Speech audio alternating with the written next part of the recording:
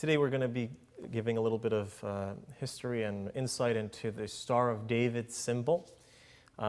It's known in Hebrew as the Magen David, which literally means the shield of David. And the truth is that the interlocking symmetrical triangle was a common symbol in the East, in the ancient world. The hexagram also was very common in Shinto belief in Japan and an astrological figure in Persia. The history of the Star of David itself, nobody's really quite sure where it originated or how it became like such a prominent identifiable symbol with Judaism. The earliest archaeological source is an ancient synagogue in northern Israel that dates to the 6th century BCE.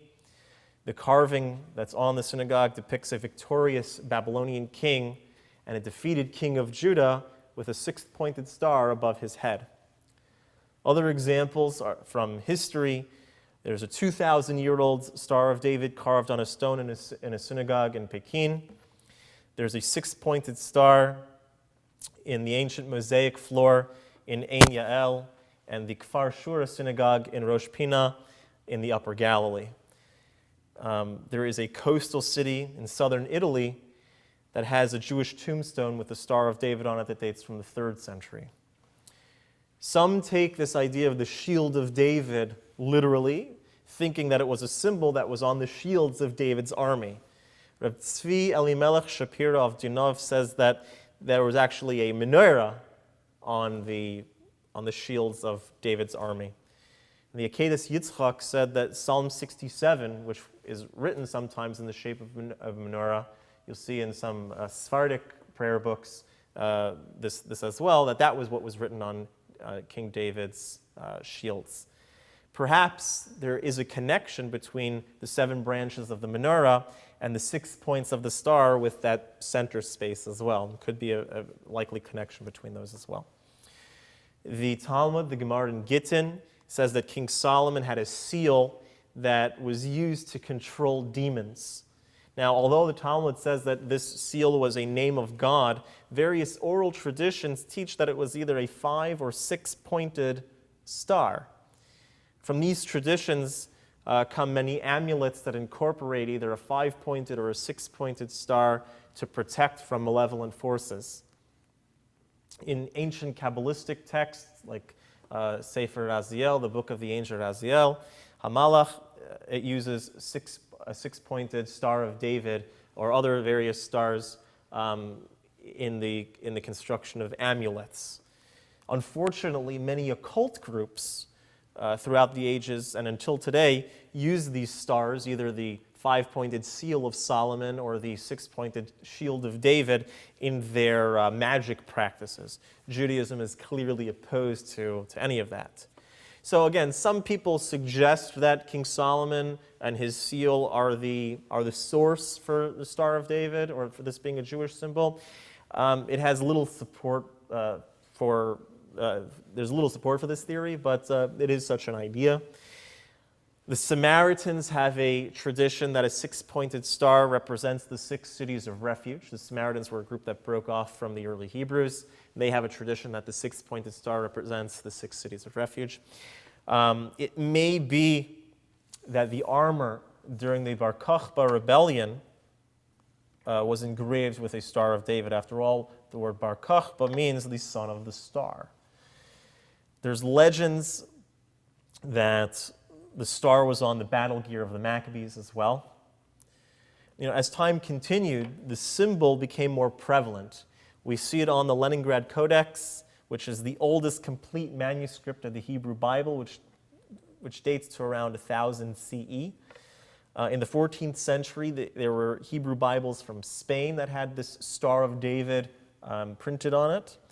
In Sefer HaGvul, a 13th century Kabbalistic work by Rabbi David ben Yehuda HaChassid, he was the first one to unite this symbol of a 6-pointed star with the words Magen David, the shield of David, that hexagram-shaped star that we identify with. During this period, throughout the Middle Ages, it was interchangeable. A 5-pointed star, a 6-pointed star. and then eventually became designated, as time continued, the five-pointed star being the shield of Solomon, the star of Solomon, or the sign of Solomon, seal of Solomon, and the six-pointed shield of David. In the 1400s, the Jews of Prague chose to display the six-pointed star on their communal flag. Likewise, this was done with the Jews in Budapest. In the 1600s, the Jews of Vienna incorporated it as their communal seal as well. And in the 1800s, the symbol spread to Jewish communities throughout the world. And what put it over the top was when it was adopted as a symbol of Zionism by the Second Zionist Congress in 1898. Some of the symbolism that has been associated with it through various sources, the Eretz HaChaim on Tehillim says that there's an allusion to Jewish kings using this banner, that the ancient Jewish kings would use a banner that had a similar symbol on it. A six-pointed star was in ancient times a representation of royalty. It represented royalty. Another idea that's brought up about what the significance of the shield of David, the Star of David, is that it may be a reminder of God's dominion over the entire world in all six directions: up, down, right, left, forward, and back. In Jewish mysticism, the mystics say that the two triangles represent the physical and the spiritual world, like almost as if they're two arrows, one pointing up, one pointing down, and it's the merge of the physical and spiritual, as well as the relationship between God and mankind. The 10 spheres, the 10 attributes in which godliness is described as expressing itself to the world, were also represented many times in Kabbalistic books through the image of a six-pointed star. And it's interesting, take it or leave it, but just an interesting fact, that all of the letters of the Hebrew alphabet can be formed using the lines of this star. So, again, the Star of David has a long history of loose association with Judaism, and as time progressed, its prominence as a Jewish symbol, and only as a Jewish symbol, grew. I believe that the ambiguity of the Star of David's origin and the fact that we're not really sure 100% how it became a part of Judaism is because, why the ambiguity? Because Torah has always been the symbol of the Jewish people.